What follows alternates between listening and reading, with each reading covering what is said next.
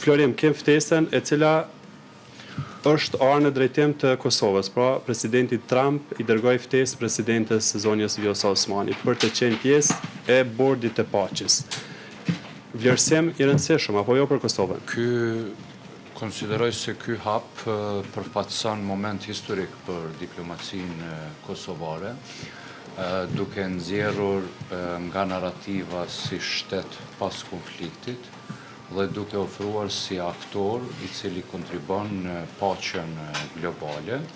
Është precedent i ri për Kosovën, për shkak se edhe në të kaluarën ka pas forume ndërkombëtare, siç është Bashkimi Evropian, NATO dhe OKB-ja, ku kanë qenë edhe në të kaluarën të ftuar presidentët e kaluar, por asnjëherë nuk ka pas ftesë personale nga Shtetet e Bashkuara të Amerikës, nga një president amerikan, ku Kosova merr rol antar dhe themelues të kësaj nisme të re globale. Kjo ftesë është e veçantë dhe e rëndësishme. Po, patjetër. Për shkak se i jep Kosovës një profil të ri ndërkombëtar. Efekti i kësaj ftese Kosovën e pozicionon fuqishëm në dialogun Kosovë-Serbi, e detyron Serbinë të shqyrtojë strategjitë e veta dhe sinjalizohet se Shtetet e Bashkuara do të kenë një rol më të theksuar, më të dukshëm në çështjen e dialogut. Në këtë kontekst, Kosova du ta pra mund të shndrojë në një kapital diplomatik, duke mos kërku mbështetje, por në një vend i cili ofron siguri dhe stabilitet, duke ndërtu iniciativa rajonale dhe duke ndërtu faktikisht platforma tash strategjike me këtë kapital diplomatik, ku Kosova du tash të loboj për njohje të reja ndërkombëtare, do të e ka mundësinë ta fuqizon tash t'i përmirësoj marrëdhëniet e veta me aleatët e strategjik të cilët i ka Kosova. Pra është një kapital i jashtëzakonshëm historik. Vetë krahasimi i Kosovës edhe me shumë vende të tjera, ftesa pra për të qenë në bordin e paqes, do të thotë shumë.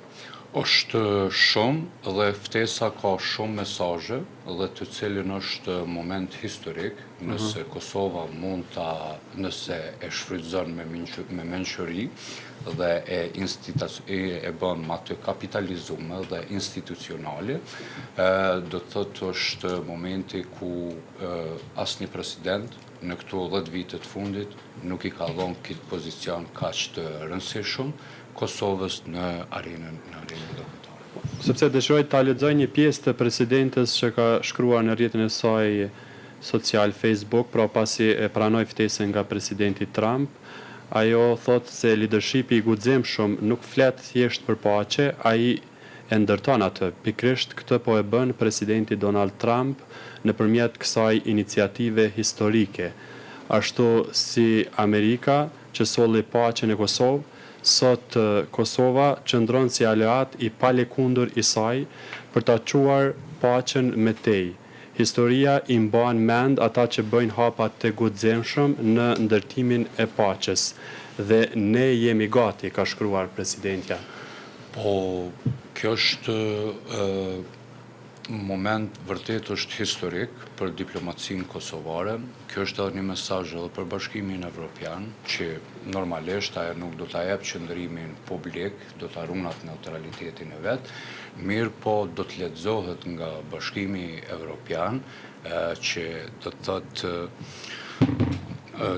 që po na mbështet thjesht vazhdon ta mbështet SBA-ja si Kosovë. Po është rikthimi i amerikanëve në Ballkan. Na shesi aleat të saj. Absolutisht. Ta kthejmë në kontekstin se sapo dëgjuan këshillat amerikane. Sepse kemi një pezullim të dialogu strategjik SBA Kosovë. E këtu uroj që apo vlerësohet e gjithë kjo mbështetje e hapur, po nisemi nga kjo ftesë dhe çfarë pasojë mund të ketë në të ardhmen nëse nuk dëgjohen sugjerimet për koordinim veprimesh dhe nëse nuk rikthehet dialogu strategjik SBA Kosovë.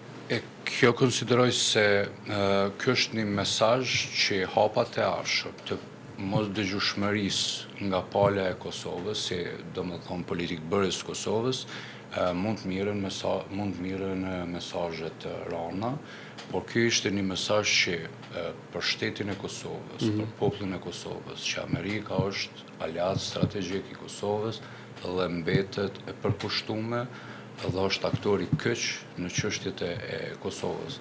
Do të thotë kushdo që ka hamendësime që Amerika është, domethënë ka një mënyrë e relativizojnë marrëdhënien me Kosovën, nuk ka të bëjë me shtetin e Kosovës, mund të ketë me individ caktuar të politikë bërjes tonë, por asnjëherë qytetari apo Kosova nuk duhet ta shef Shtetet e Bashkuara të Amerikës në rrafshe të tjera, përveç se si mik, si aleat. Qytetari nuk e ka parë asnjëherë realisht, por politikë bërja është parë që nuk i ka marrë parasysh edhe kërkesat e aleatit tonë kryesor, SHBAS. Është vërtet dhe ndikimet të politikanëve të caktuar në Kosovë dhe ti shef pastaj jo në mënyrë vetën direkte, por ti shef antarët e atyne subjekteve të cilat i përfaqësojnë këta liderët, dhe ju e shihni një minëran fillon ajo goditja ndaj administratës amerikane, sulme ndaj administratës amerikane dhe bëhet në mënyrë të, domethënë, është edhe të orkestruar, edhe orkestrim, dhe këtu duhet të kemi shumë kujdes dhe besoj me këtë ftesë, faktikisht nuk është vetëm nder personal për zonjën Osmani, por është një mundësi për Kosovën, një mundësi të reja strategjike, ku Kosova ma është aktor dhe nxjerr nga narrativa që ma Kosova nuk është shtet pas konflikt, por është një aktor i cili kontribon dhe siguron paqe dhe stabilitet.